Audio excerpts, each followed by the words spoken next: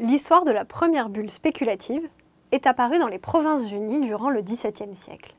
En effet, à cette époque, la Hollande connaît une passion grandissante pour les tulipes. C'est la tulipomanie.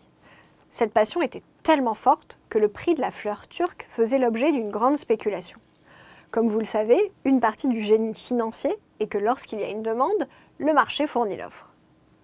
C'est alors que les Pays-Bas ont vu apparaître des droits d'acheter des bulbes de tulipes à un prix fixé à l'avance pendant une période donnée. En effet, les tulipes connaissent une phase de sommeil qui s'étend de juin à septembre, et c'est à cette période que les bulbes peuvent être déracinés et transportés, et donc que les transactions effectives ont lieu. Le reste de l'année, les fleuristes signent des contrats pour l'achat de bulbes en fin de saison. Reconnaissez-vous de quoi il s'agit? Oui, il s'agit bien d'options d'achat. L'acheteur de l'option payait alors un certain pourcentage du prix actuel du bulbe de tulipe. Il pouvait ensuite exercer son droit et revendre immédiatement un bulbe au prix que l'on trouvait sur les marchés. La spéculation était telle que pour maintenir un prix des options accessible à tous, il était possible d'acheter seulement une fraction de bulbe. Ici, la parité était née.